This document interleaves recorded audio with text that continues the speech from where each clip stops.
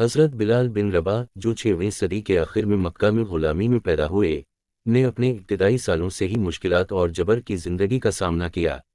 اسلام کے سخت مخالف امیہ بن خلف کی ملکیت میں بلال کا اسلام کے پیغام پر ایمان مشکلات کے درمیان لچک کی روشنی کے طور پر ابھرا۔ شدید ظلم و ستم سہنے کے باوجود اس نے ثابت قدمی سے اسلام قبول کیا، اس کے ابتدائی اور سب سے زیادہ عقیدت مند پیروکاروں میں سے ایک بن گیا۔ بلال کا ایمان کا سفر ایک اہم لمحے تک پہنچا جب اس کا سامنا پیغمبر اسلام سے ہوا اور اسلام قبول کیا۔ اپنے نئے عقیدے کے ساتھ اس کی غیر متزلزل وابستگی اس کے مالک کی طرف سے شدید ظلم و ستم کا باعث بنی۔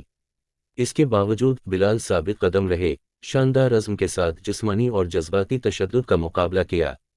بلال کی زندگی میں وہ شاندار لمحہ آیا جب نبی کریم صلی اللہ علیہ وسلم نے انہیں پہلا مؤذن یا نماز کے لیے پکارنے والا مقرر کیا اور انہیں اسلام کی تاریخ میں ایک مرکزی شخصیت کے طور پر نشان زد کیا۔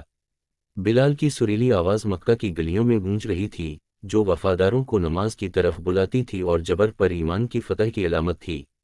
مدینہ کی طرف ہجرت کے ساتھ بلال کے کردار میں مزید وسعت آئی کیونکہ وہ ایمانداری سے اسلام کی خدمت کرتے رہے، پیغمبر اسلام کے شانہ بشانہ لڑائیوں میں حصہ لیتے رہے اور امن اور اتحاد کا پیغام پھیلاتے رہے۔ ان کی عاجزی، عقیدت اور غیر متزلزل وفاداری نے انہیں ابتدائی مسلم کمیونٹی میں پذیرائی اور احترام حاصل کیا۔ نبی صلی اللہ علیہ وسلم کی وفات کے بعد بلال کی زندگی ایک پرسکون مرحلے میں داخل ہوئی جب وہ دمشق میں آباد ہوئے۔ پیغمبر اسلام کے انتقال کے باوجود اسلام سے ان کی وابستگی کم نہیں رہی اور وہ مسلم کمیونٹی میں ایک قابل احترام شخصیت کے طور پر زندگی بسر کرتے رہے۔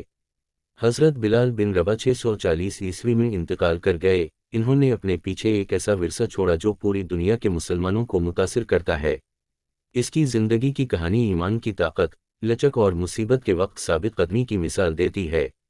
اسلام کے لیے اپنی غیر متزلزل عقیدت کے ذریعے بلال امید اور ہمت کی علامت بن کر ابھرے، جس نے انصاف اور راستہ بازی کے حصول میں ایمان کی تبدیلی کی صلاحیت کا مظاہرہ کیا۔